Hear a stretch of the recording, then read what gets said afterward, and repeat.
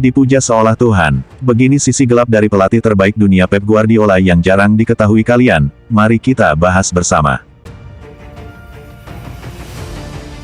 Tak bisa dibantah, Pep Guardiola adalah seorang jenius, jago taktik, dan salah satu pelatih terbaik di dunia. Tapi, tahukah Anda bahwa pria asal Katalan itu punya sisi gelap? Pep Guardiola adalah pelatih yang tahu caranya memuji pemain.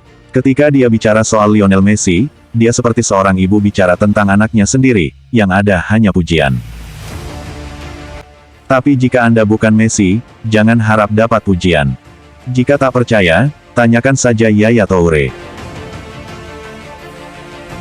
Pada 2012, Toure ditanya soal perbandingan Guardiola yang pernah melatihnya di Barcelona, dengan Roberto Mancini pelatihnya saat itu di Manchester City.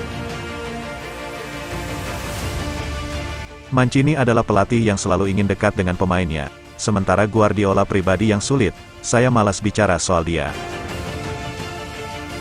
Dan ketika Toure bertemu lagi dengan Guardiola di City pada 2016, masalah keduanya makin panjang.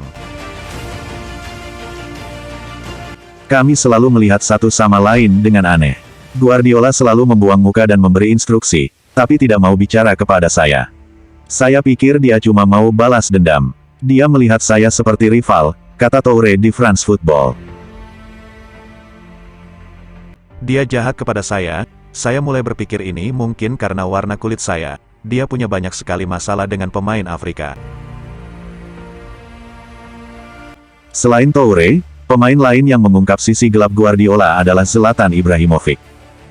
Keduanya pernah bekerja sama selama semusim 2009-2010 di Barcelona. Saat itu, sang pelatih juga tak pernah mau komunikasi dengan Ibra. Suatu hari Thierry Henry mendatangi saya dan bicara, "Hai Zlatan, apakah bos, Guardiola, sudah menatap Anda hari ini?" Saya jawab tidak, saya cuma melihat punggungnya. Henry membalas, "Selamat Zlatan, Anda mulai membuat kemajuan dengannya."